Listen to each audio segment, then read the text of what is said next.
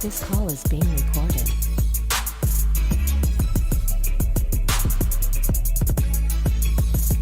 Not the voice I was expecting for that. A little sultry.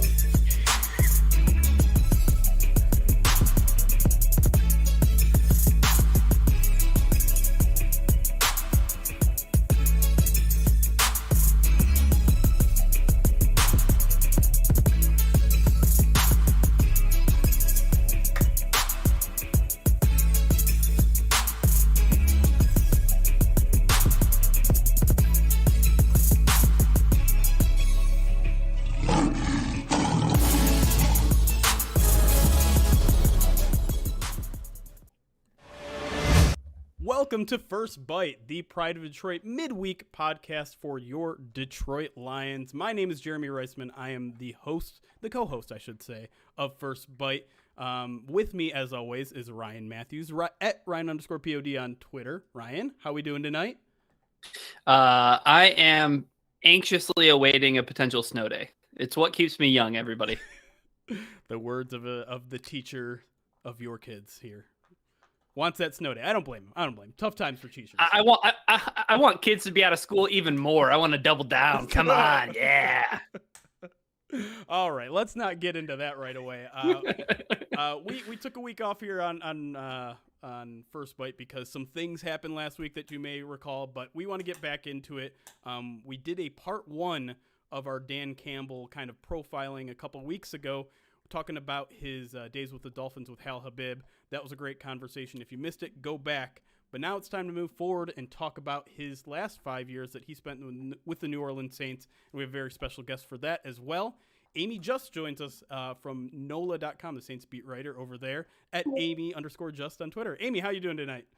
I'm good. I spelled my name a little weird, though. Yes. It's A-M-I-E, not A-M-Y. Yes. I'm not basic, but anyway.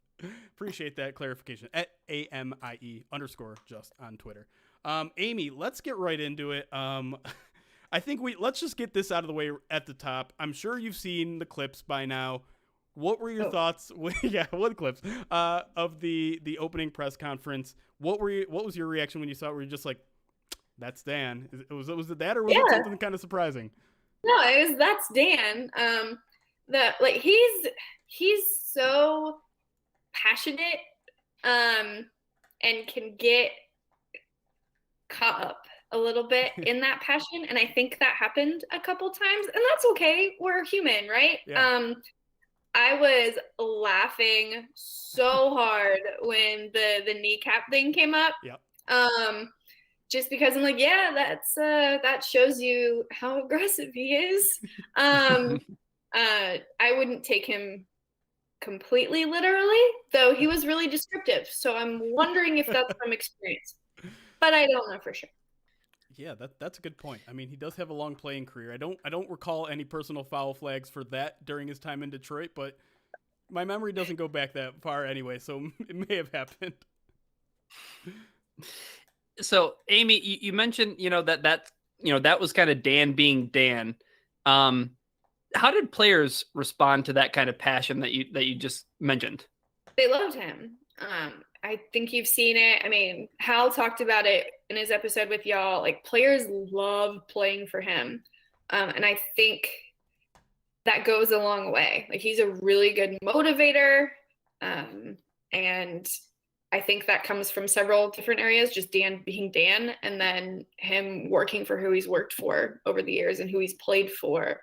You kind of figure out who you want to be as a coach after you've had different types of coaches.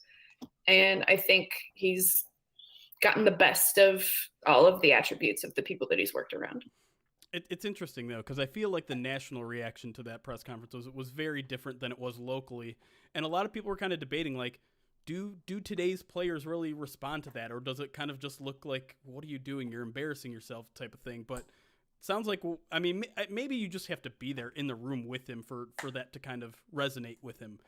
Even though I think it very much resonated with Detroit. And I think part of it was just like his press conference was more than that 30-second clip. But yeah, is that kind of what you get the feeling like there's no question that people will follow him when they're in the room with Dan? Yeah, I think that he's very he can command a room, and not just because he's 6'5". I think because he's got this aura about him. And if you've been in a room with him or even on a Zoom, there's just something about him that he's got that electric energy about it.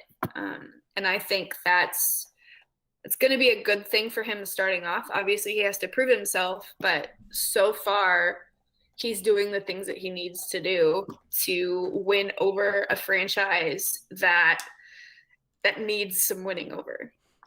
Yeah, and sorry, before you get into your next question, Ryan, we talked a little bit off air here, and you said specifically you thought he was a great fit for the city of Detroit, for Detroit specifically. Do you mind going into that a little bit? Yeah. Well, first of all, he's been there. He's played there. He knows the franchise. Even he wasn't there for long, but even 1-2 years gives you a little tie into what the city is about. And for 2, he's everything that Patricia is not. Yeah. Everything Patricia is not. So if you want to start over, this is a guy that you can start completely over with. And I think that's a good thing. And there's just, I don't know, there's something about him that, he comes off like a blue collar guy, and he's a guy that, not COVID, but if you wanted to go out for a beer and a burger with him, like, he feels like a guy that you'd be able to do that with. And there are so many coaches in this league, they just feel so inaccessible, and Dan is the opposite of being inaccessible. I like that you bring that up, Amie, because I think over, however many years Sean Payton's been in New Orleans, it's been quite a while. How much of Sean Payton overlapped with Dan Campbell in terms of their leadership qualities, in terms of their personalities? You said Dan kind of has this aura and this electricity about him. I'm not sure, people in Detroit are privy to Sean Payton being that guy. But what do you think Dan really learned from Sean in terms of, being a leader and being a coach? Yeah, so they're both Bill Parcells guys, right? So I think that working with Sean was just another continuation of that Bill Parcells-esque type of leader. Sean obviously puts his own spin on things, but I think that's helped him. Sean gave him a leadership opportunity, right? He just wasn't the Saints tight ends coach. He was their, associate assistant head coach, which there's a lot of responsibility that comes with that. And it shows that they trusted each other. And I think that's a really big thing, that for a guy like Sean Payton, of all people, to trust you is huge, because Sean has been with the Saints since 2006. So that's 15 seasons. Which is wild in today's NFL. Yeah. You can count those guys on one hand, right? Yeah, I think so. Like in Detroit, Mike Tomlin, Bill Belichick. Yeah. In Detroit, you probably don't need a hand to count those guys. But you mentioned that assistant head coach comes with a lot more duties. Did you get an understanding of what those additional duties are? Because I think a lot of fans see that title and they're just like, that's simply just a title so people don't poach him, or what exactly, did Dan Campbell do that was more than just a tight ends coach? It's a bit of that, but essentially you're the right-hand man, right? So if something happens, like COVID this year, for example, sure. If you're not swept up in it, you're the guy. You've got to know everything. You're like the head coach in waiting almost. And that you've got to know and be privy to so many more things than you would be if you were just a normal position coach. I don't know the ins and outs and the specifics of all of it, but in a pinch, if he's got to call plays, like you've got to do it, right? So you've got to just know a lot more and be in tune with all aspects of the team, not just the tight ends, not just the offense. Yeah, and I've thrown a hypothetical question at every person who's been on this podcast. So, Amie, you're going to be no exception here. So, my hypothetical question is, you talk about Dan Campbell being Sean Payton's right-hand man. You talk about him, especially with a season like we just had last year. If COVID had, sidelined and we were, front and center for this in Detroit in terms of losing a head coach, an interim one in Darrell Bevel, and moving on to Robert Prince being the head coach for a game. So my hypothetical question is, say things went super south with Sean Payton this season and the Saints decided to move on from Sean Payton for whatever reason. Do you feel like Dan Campbell would have been a guy who could have been like a head coach because he was his right-hand man and a guy in waiting? Or do you think they would have started over? So in an interim situation, they had so many good options. I don't know who it would have been. Mm-hmm. I mean, yeah, the Lions got a lot of them. Dan, we've got Dennis Allen, who's gotten several head coaching interviews over the past several years. Then you've got Aaron Glenn. Pete Carmichael is their offensive coordinator. And then, man, I don't know. I don't know who it would have been, honestly. So many good options. And the reason why I think it's a wild question. I mean, who knows why the Saints would ever move on from Sean Payton, but I guess it's just this idea that like a lot of people are wary of Dan Campbell because he doesn't have so much head coaching experience. Sure, he got the interim opportunity in Miami, but I think a lot of Lions fans' reservations about Dan Campbell as a coach is, well, he just doesn't have the experience. So, and that's fair. Yeah. But how do you get experience without getting an opportunity? Right. Like preaching to the choir. So I don't know. It's like when you're applying for jobs right out of college and they want 3 years experience for an entry-level job. It's Right. like, how does that work again? Same sort of thing. Yeah. Let's talk about his work as a tight ends coach, because I feel like that's a topic that isn't really explored much because he's a head coach now. He won't be working specifically with the tight ends too much, but at the same time, the Lions have a young up-and-coming tight end in TJ Hockenson, so that influence might be important in Detroit. So how did the New Orleans tight ends kind of grow under him in those 5 years he was over there? Yeah, so the Saints use a lot of 2 tight end sets, like a lot of them. And your main blocking tight end, his name is Josh Hill. Sean Payton has called him the front door to the Saints offense. So super important. He missed some time with injuries and concussions over the past couple of seasons. And that really affected their offense. Josh has been here for 10, 11 years now. So he predates Campbell, but they worked together really well. Jared Cook has been here for the last couple of seasons. Not sure his future with the franchise. He admitted it. He had a down year this year. But he really liked working with Dan. And then they had a rookie this year from Dayton, Ohio, of all places. Is from Michigan, actually, originally, in Adam Troutman. And Adam is more he's kind of hybrid, but he is learning how to block better, because at the FCS level, if you're a guy that big and a guy that good, you're not blocking. You're their offense. So he's been working on that a lot this season, and he credited Dan for being one of the catalysts and helping him learn, and a role that he hadn't really played because he was a quarterback in high school and switched to tight end for college. So that wasn't necessarily, he just hasn't done it. But so far so good for Troutman, and I think Campbell was integral for his development. Yeah, I mean, who better than Dan Campbell to work with a guy like Josh Hill or work with a guy like Troutman when Dan Campbell himself spent his NFL career being a blocking tight end. So, yeah, Jeremy, you got another question? Well, I was also going to say, I guess that means the Lions have to go out and find themselves another tight end. Not that Hockenson isn't that guy, but yeah, I mean, yeah, sure. I mean, who's to say that they'll incorporate everything from Sean Payton? Sure. I'm sure Dan wants to put his own flavor on things, not just be Sean Payton 2.0 or whatever. So we'll see. But I mean, Dan was a tight end, so.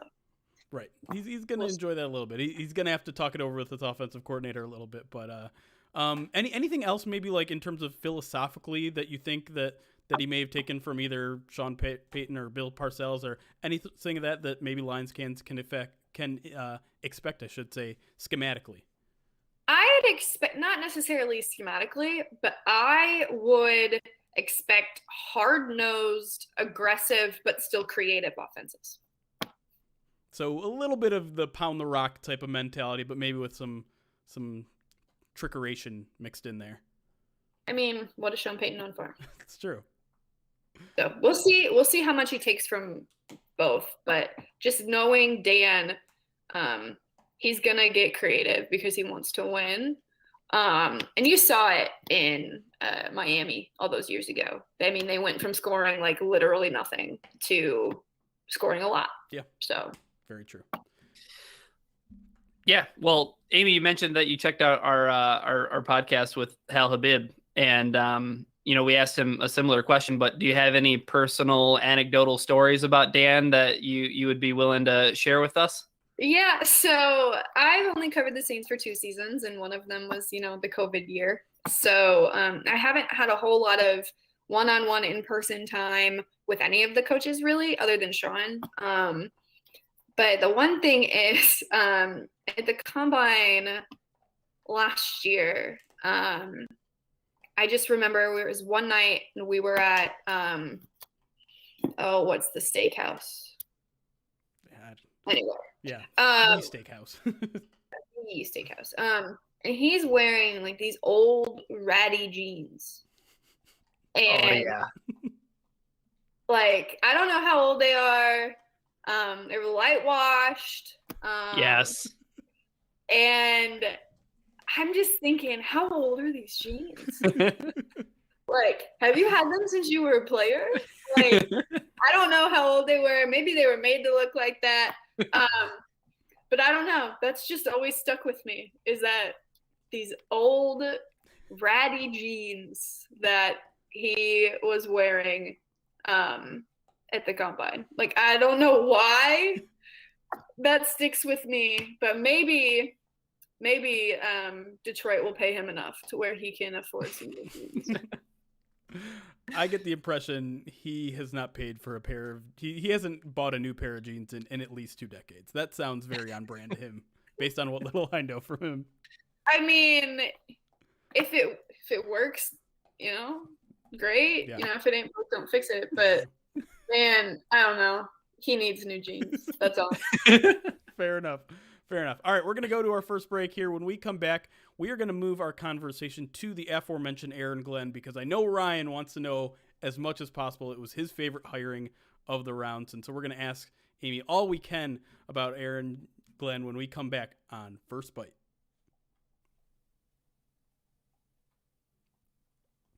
All right, we are in break. Let's go to our chat really quick. A bunch of follows to thank. Detroit Kenny, thanks for the follow. Kinja Khan, thanks for the follow. And Sniper on a Roof 408 thanks for the follow. Okay. Glad I called that guy. Yeah. Madrigal says, I really like Amie, really knowledgeable and well-spoken and funny. Oh, thanks. I try to be funny because it's sports and we don't need to be serious all the time. That we do a main podcast, and that is like the exact motto of our normal host. 50 bits from Uncle Indigo. Appreciate that. Zaz, you guys want to see Zaza really quick? He's currently chewing on a I don't know what you call those things. Come here, buddy. Ugh. He was being very disruptive in the pre-show, so I had to give him something to chew on. It looks like he's still super interested in that. Yeah. Hey, chat, if you can do Dan Campbell a favor, maybe like, I don't know, gather some dollars and buy a Kohl's gift card for the man so he can get a new pair of dungarees. I don't know. Sounds like, according to the interview that he did with M Live, he needs more chew. Yeah, right. That story, I don't know if you read that article by Meinke. He went to a local mobile station, and the guy chewed him. Like, the guy figured out who he was by asking him a question, then chewed him out for trading Stafford. I don't think that was completely a Dan Campbell decision. Oh, no, not at all. No. It's like, I think he can do some really interesting things with Jared Goff. I'm excited to see what happens with that. Fresh starts for both people. Right. Anthony Lynn. Whew. Could be fun. I like Anthony Lynn. I'm starting to get warmed up. I should say I'm starting to get warmed up. I was a little hesitant towards that one too because again, kind of a run-minded guy, which I think I need to open my mind up a little bit more with that because all I see is the Chiefs in the Super Bowl and I'm like, I want that. Just give me that. But that does require a guy named Patrick Mahomes, and that's not easy to They find. broke the mold on Patrick Mahomes, so stop. Just stop. True. Like, that's true. Anyone got a link to the Mikey story? I can link it to you right now if you want. Is it behind a paywall? I think it might be behind a paywall. If it is, get a subscription. Support journos. Yes. Let me see if I can find that really Yes. quick. I like having a job, and I like having my friends have jobs. There it is. Don't believe it is behind a paywall. Yep, there it is. I will throw it in the chat so YouTube and Twitch gets to see it. Come on, guys. I know we give out free stuff, but that's only because we can. Hold on. Are these jackals trying to get you to copy and paste it if it was? No, I wasn't going to do that, but a bunch of them just said no.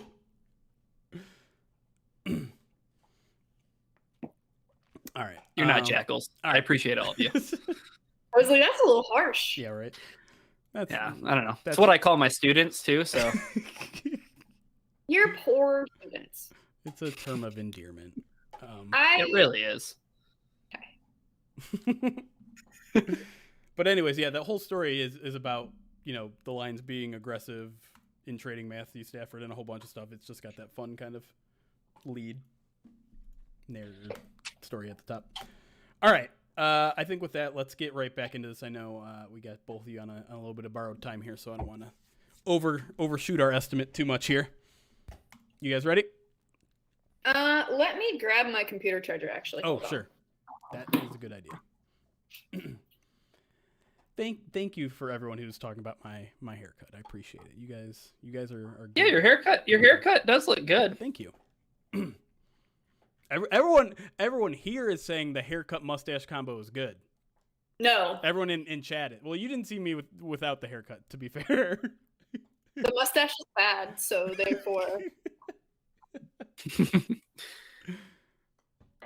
She knows the whole story, chat, so she knows it's mostly Ryan's fault. Bad. I don't know. Can a guy gift 25 subs so he can have fun? I don't know. I don't know when that became a crime. Fine. But it's still bad. Yeah, both those things aren't mutually exclusive. Come on. Drops 5 gifted subs. We're not doing it yet. We're doing it for what? Oh, we're obviously recording Monday this week, by the way. Not going to record on Super Bowl Sunday. So, and also before we get back into it, we're going to be doing another one of these midweek podcasts tomorrow at noon, talking about the Matthew Stafford trade and Jared Goff with, I forgot her name right now, the Athletic. What's her name? Yes. What was her first name? Jordan Rodriguez. Jordan Rodriguez. That's it. Yep. Thank you. Is cool. Yeah, I'm very excited about that. So that's going to be a noon, a lunchtime one. So make sure you're around for that. Both will be Two things. Yeah. Yeah. One, I might be here. Might. Just depends on whether or not my school district wants to, provide us with a snow day. Two, I'm going to peel the curtain back a little bit. Guys, Jeremy forgot the Super Bowl is on Sunday. Is that true? Earlier in the week. Give me a break. There was like a 72-hour thing where all I could talk about was Matthew Stafford. No. Let's be honest. It was a good deal. Yeah, I liked it. All right. Anyways, we got to get back to this. We're blowing too much time here. Give me a second here. I'm good at that. Really good at wasting time. Number one skill would be the top of the charts on my combine profile. Not alone there.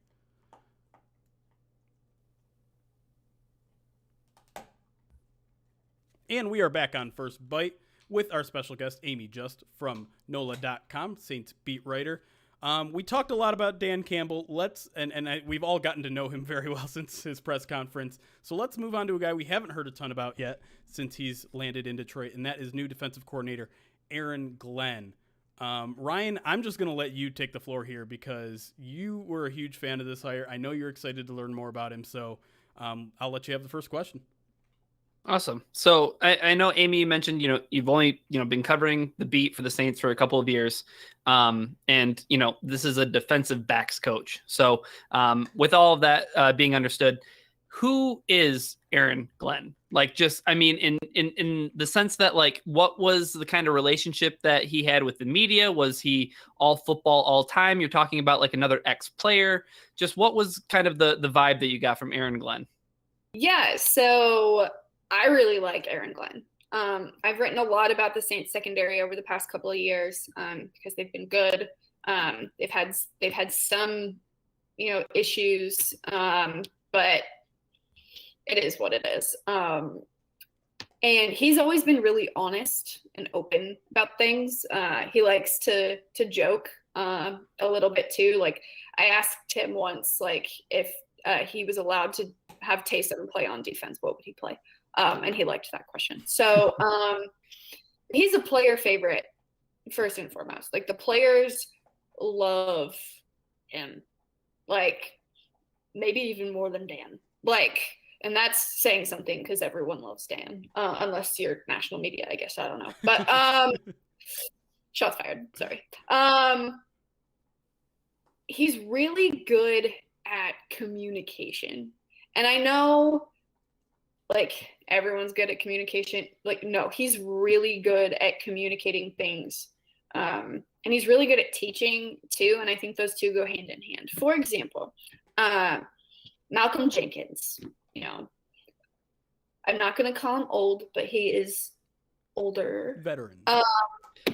And a good safety, right? He said earlier this season that Aaron Glenn was one of the first coaches to ever get him outside of his comfort zone. And what he means by that is, like, so sometimes the Saints do quarters coverage, and that's just not something that he's done a whole lot of, or he didn't like it. Like, it wasn't something that he was super comfortable with. But Aaron pushed him out of that comfort zone by using communication in his teaching to help him become more comfortable in doing it. I mean, Jenkins is won two Super Bowls. So, like, he knows what he's doing, but I think that says something when a guy of that caliber can still learn new things, and have Aaron Glenn being the one teaching him those things. Yeah, and you jumped all over one of my other questions, which was going to be, like, how is he able to connect with those veterans? Yet also, I mean, that's also kind of a young Saints secondary with a guy like Marshawn Lattimore, is a guy who's, obviously his career started out with a bang, kind of had a rough 2019, and then I think rebounded a lot this year. I guess since we've covered the veteran, how does he kind of do the same thing with a young player like that? Yeah, I think there's a lot to be said for how he played for 15 years in the NFL. Like, there's nothing that guy hasn't seen. Yeah. And he's been there, so he speaks from experience. He's had a harder-ish last couple of years if you want to just look at CJ Gardner-Johnson, who is probably the best player right now at getting in other people's heads. Yeah. Like, amazing. 3 people so frustrated with him this season that they've punched him in the head. 3. It's impressive. Including one of his own teammates. So he's had to deal with that. But again, like, he's seen everything. And I think that's part of why he gets so much respect, like, initially, is because he's been there, he's done that. And he knows how to connect with people. He doesn't treat everybody in the same way. He treats and educates players in the way that they respond best. And I think that's really important. As a teacher, and here knows, you don't treat everybody cookie cutter. It's not going to work. Mm-hmm. Yeah, absolutely. How much credit do you think Aaron Glenn deserves for, and you mentioned that you've been paying close attention to that Saints defensive backfield. How much credit do you think he deserves versus, I mean, there's just talent all over the place, like Lattimore and Jenkins and Johnson, as you mentioned. Like, how much credit do you think belongs to Aaron Glenn, and how much of it is just, well, talent's going to talent? It's a bit of both. It's the NFL, right? So, but I don't know. They played so much better in the secondary this year, for a number of reasons. But one of them is just how they, and this isn't just on Glenn, right? Defensive coordinator, linebackers, couple linemen too. They were tied for the league in picks this year. Like 18, I think it was, 19, something like that. Impressive. Yeah. So I think, for one, it's getting your players in the right place at the right time, but it's also them taking that learning and executing it, right?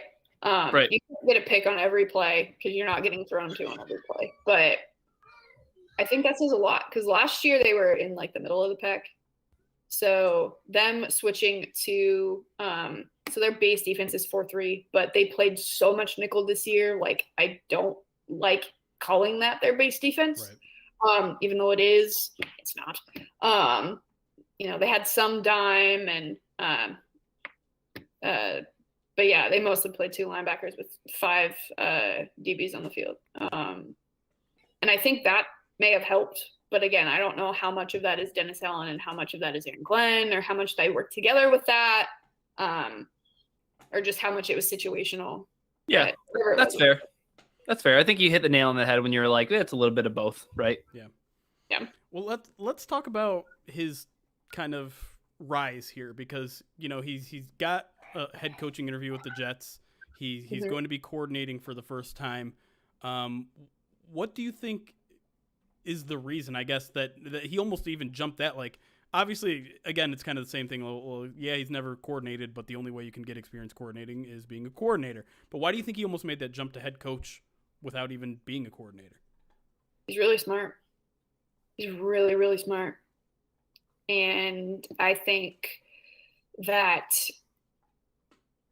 he will benefit from this next opportunity. I don't know how long he'll be there, because he may get his shot if Detroit does some, incredible things moving forward, or maybe not. Maybe they don't have to do incredible things and he'll still get a shot.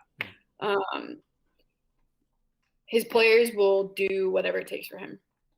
And you want a coach like that, especially in this day in the NFL. Like, player favorite coaches, that's where this is turning, right? I mean, you saw it with Patricia. How many players did he drive out of there? 3 that we know of, probably more. I mean, you could argue maybe Matthew Stafford is one of those people too.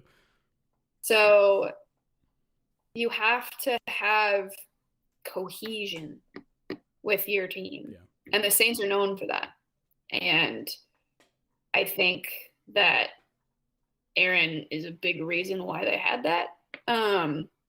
It obviously starts at the top, but I've never heard anybody say a bad thing about that man. I don't know if I will, and I'm okay with it. Like, that's who he is. Right. And it's one thing that Dan Campbell has said since landing in Detroit is that he didn't want to hand out jobs to people he knew. And yes, Aaron Glenn is one of the people that he knew, but he had to meet two criteria, which is the criteria that everyone had to meet. He's a great coach and a great person. And that's what I'm hearing from you, is that he's got both. He knows how to motivate as a person you can talk to, as a former player that you can relate to, but he's also super smart. He can tell you everything about the game, which I think leads us into the next question, like defensive coordinator. How's that going to go? And it's probably not a fair question for you. You obviously don't have a crystal ball, but I wish I did. Yeah, I'd be so. That would be cool. But I guess if you had your best guess, I know you just said he's a super smart guy. Did he have any like responsibilities that relate to play calling or anything like that? I don't know all of the ins and outs of how they made stuff work, but I feel like his fingerprint was on a lot of stuff. Just the way that the secondary played and the secondary's role. Him working with Dennis Allen for the past several years, I think helps.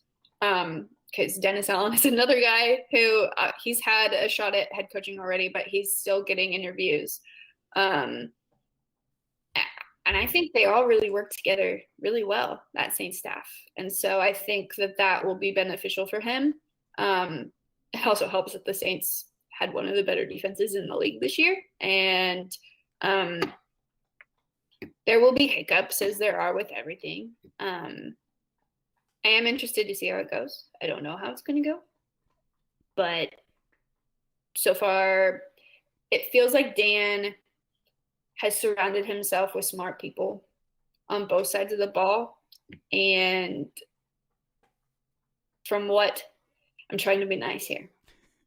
From what has happened in Detroit over the past several seasons, I feel like surrounding yourself with smart, diverse people is a good start.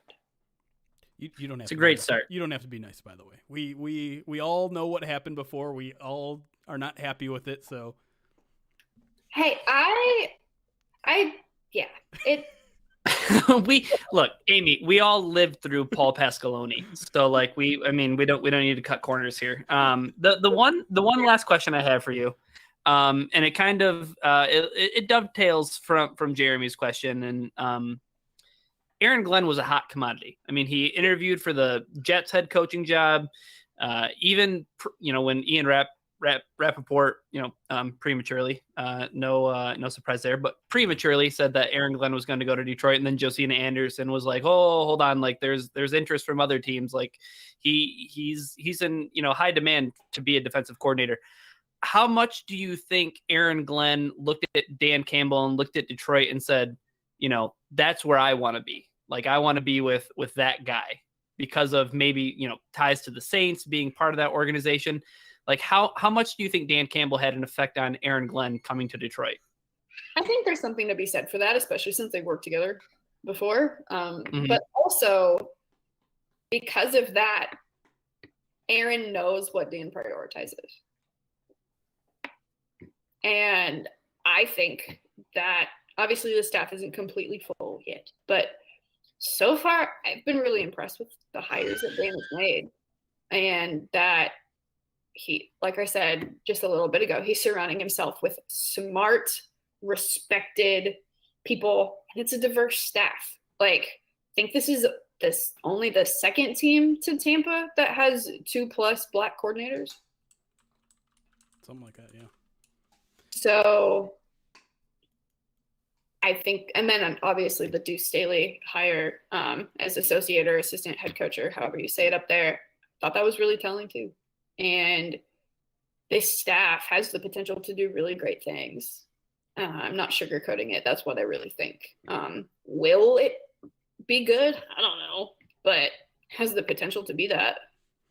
And I want to throw in too, like Aaron Glenn himself had a hand a little bit in the Lions staff reportedly, because he went out and said, "Hey, I'm a first-time coordinator. I know this guy I played for named Dan Capers.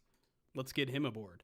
And now he's a senior defensive assistant, which, I mean, I think that's great to have a guy like that Aaron Glenn already has a working relationship with, and a guy who's been coaching for nearly a half a century, 47 years, I believe.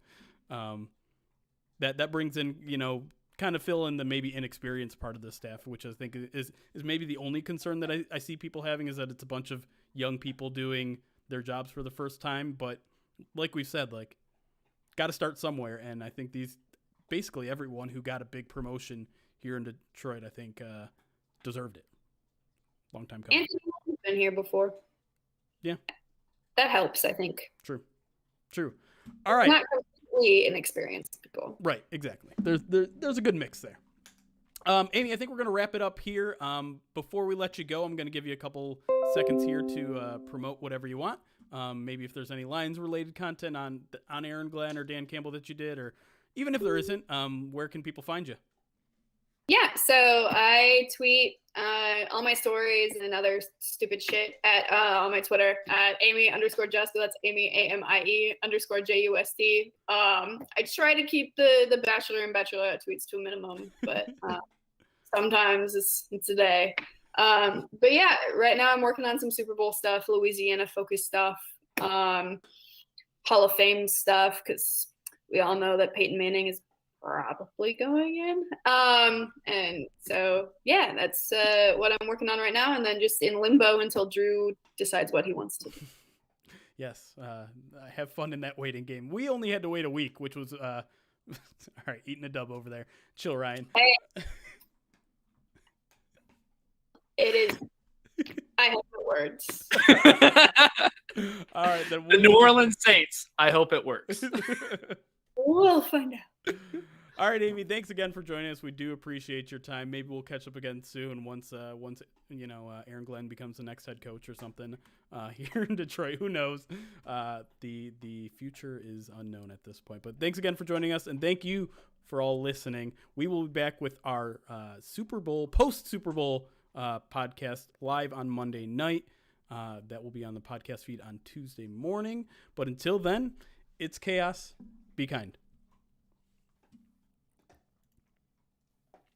All right. Call recording off. Recording off. We're still technically live for our live crowd, but both of you are free to go if you got to run. I know there's a screaming child in the background, Ryan. You can go attend to that if you need to. Did you hear that? It's bath time. So. The favorite time of the day for young children. I think she was screaming about lack of bubbles. So, I mean, respectable. Yeah, I understand that. Bubbles are pretty. I mean, that's stuff that that's stuff I would lose my mind about if I was 4 years old and didn't have to file taxes. Stop living off. You start busting her hump and earning her to keep around here. I'm so sorry, Ryan. Deal with children all day, and then you come home and deal with more children. I know. Unbelievable. What have I done? It's almost like you made those choices. Yeah. Oh, what's my favorite tweet of all time, right? Is it the Simpsons quote? No, the consequences of my own actions. Of my actions, yeah. My favorite tweet is the Chargers PF change. Those are good ones. It's a classic. It deserves. I mean, they really need to put together. Somebody needs to put together a Twitter Hall of Fame, and we need to enshrine the greatest tweets and the greatest tweeters. Yeah, I don't know why that tweet just makes me laugh, but it does. It kills me every time I see it. It's so funny. It's pretty great. All right. As a reminder for our live chat, we will be live tomorrow at noon, talking about the Lions-Rams trade, talking about some Jared Goff. But until then, I don't think we got anything else to attend to here. Looks like, chat, you're satiated at this point. I don't see a lot of questions coming, so I think it might be just time to get out of here. Does that sound good with everyone? Are we that boring? I think we covered so much that what else could be asked? I'm just that good at my job that no one has any questions for me. Oh, that's right. I was supposed to put on the mozzarella sticks. Sure. I'll do that before we go on. Hold on. So we really don't here's the thing about mozzarella sticks. It's like a fine appetizer, but it's just something that we find to be very, very overrated on this show. Like we're not huge fans of mozzarella sticks. So Jeremy bought this shirt that says I'm here for the mozzarella sticks, and when people request it, he has to put it on. Here's the thing, though, because now it's dealer's choice, because my sister sent me this shirt. Oh, disgusting. And so that is too detailed. Yeah, it's pretty. I feel like I could feel my hands getting greasy when you held up that shirt. That is way too detailed. It's horrible. I guess I'll throw that one on for now for 5 minutes. I guess we'll go 5 extra minutes. But again, if you two need to leave, please leave. This is I don't even know what this is. This is debauchery at its finest. Debauchery, that's right. My favorite pastime. There you go. I live in New Orleans. Come on now. Oh, some personal questions for Amie. Have you lived in New Orleans your entire life? Are you from Louisiana or no? Can't see. My Kansas flag. Oh, okay. Yeah, I'm from Nebraska originally, so that's where I knew that football was life, and there's nothing else, and everything else has no meaning. And then I discovered basketball. So, just pretty cool. Yeah, I like it here. I've lived all over the place though. Nebraska, Kansas, did an internship in DC, studied abroad in Scotland. My first job was in Montana, and now I'm here. But I covered LSU before I covered the Saints. So A lot of LSU players in the Super Bowl. 6, I think. Yeah, just one more than Central Michigan players. Fire up chips. I was just about to say that. I was like, no, this is important. I've got a Fire Up Chips shirt somewhere around here. Dang. That's impressive. For a person from Nebraska, that's pretty impressive. Well, I don't know. Like, one of my friends went there and sent it to me. Because your friend likes to party. Is that it or no? I mean, yes, but I don't know if that's the reason. It's usually the reason, like the main reason why a lot of people from Michigan kind of congregate there. It's like a big party school. So is Kansas. Oh, we have a question, a Saints-related question. So this has nothing to do with the Lions. Is it about Drew? No, it's about the salary cap. Oh, fuck. How? The question is pretty much just how. It's a very good question. So some teams do this. They're really aggressive with it, and other teams aren't. It's just kind of dealer's choice. But so how the Saints got into the situation that they're in is they move money around a lot. Yeah. So how the Saints have been able to manipulate the cap is by restructuring players. So they still get paid what they get paid, but it changes their cap number when they take their base salary and convert most or part of it into a signing bonus. So instead of that, their base salary for that year counting for just that year, when you take a base salary and turn part of it into a signing bonus, that gets prorated over the rest of the life of the contract. And so the Saints have done that with virtually everyone. Are they running out of people to do that too? No. There's always somebody on the roster, right? Exist. Come on now. It's just like when I see that they're like estimated to be $100 million over the cap next year, I'm just like, I'm the Breaking Bad gif of Jesse screaming, he can't keep getting away with this. Oh, but they can. The cap does not exist. It is not real. It is. That's right. It is. So people it's freaking fictional. out about the Jared Goff contract. Chill out. Oh my God. It's gonna be fine. Like the same. Like it's gonna be messy, right? Because no team expected the cap to be whatever it is. I think 185 is the number that came out yesterday or whatever. Yeah. Nobody expected it to be this low. And so, like, yes, the Saints, this is the consequence of the Saints' own actions, but also they didn't expect for this to happen. So they were still going to have a lot of work to do, but this was not by their design.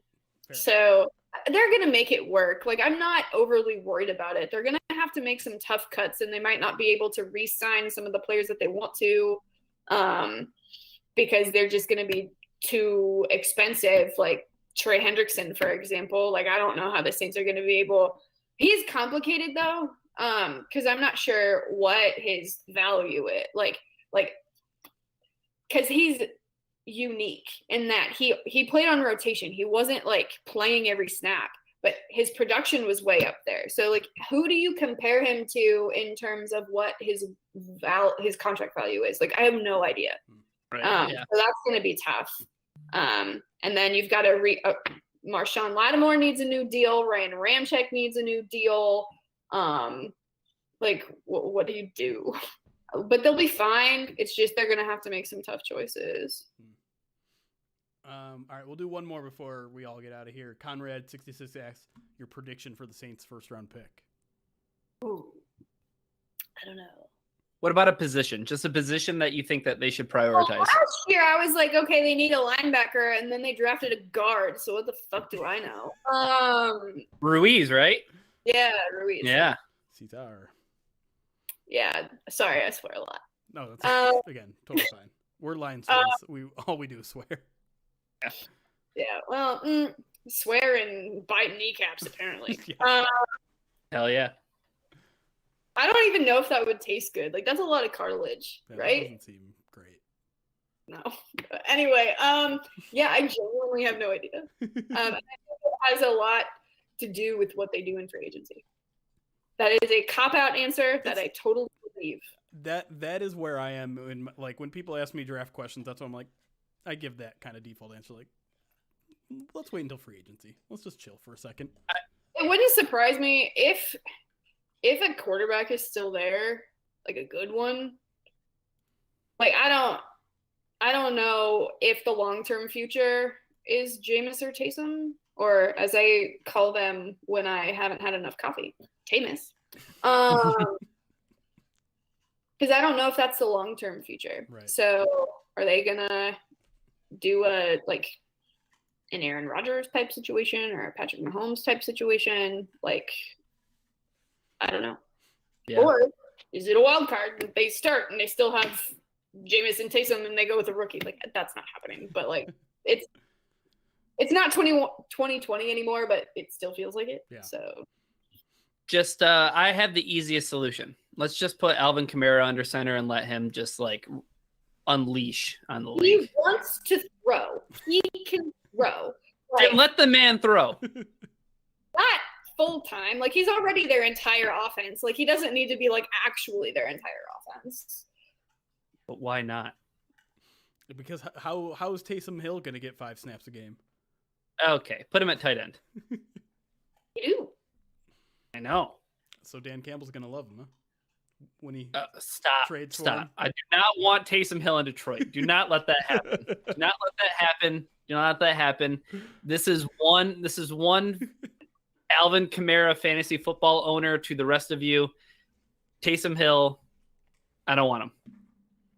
But get him out of New Orleans. I don't care. He can go play for the Bears. He could be the Bears' next quarterback. How about that? That would be better than whatever they've got right now. True. Probably This is true. very true. We do not need the Bears to upgrade. That would be an upgrade over Mitchell Trubisky. What one bizarre thing that has stuck with me that is completely meaningless. Mitchell Trubisky came in for one snap during the Saints regular season game against the Bears, and he got hurt on that one snap. That means nothing. But there you go. It means absolutely nothing. But like my brain is full of useless trivia that will never, ever, ever come up again. So It's fine. It's not fine. relevant, but No, it's fine. I mean, tattered jeans and Mitchell Trubisky's, snap log against the Saints. hey, man, I have to do our snap counts. So Aren't those fun? My favorite thing. You're doing God's work with that. GSISI or GSIS.com. you put Jesus. one too many eyes on that. I Mississippi'd it. How much snow are y'all supposed to get today, whatever? I think I saw it was like 2 to 4. between 2 to 4 inches, but it's supposed to be like wet snow. Oh, And it's supposed to get really cold tonight. Like it's supposed to get down to like real feel like 3 degrees. You're just so sorry. I'm just looking at my watch and what temperature it says it is here. How about you, chat? Where are you? What's the weather like there? And how about you, Amie? Is it just like a balmy is 50 or something? I don't know. 66 degrees. 66? The high was 1 today. I cleaned out my storage unit and found a bar cart that I didn't know was in there. So that was cool. I rearranged my kitchen. It's an eventful day. the off season of an NFL beat writer, right there. And I'm still doing some work.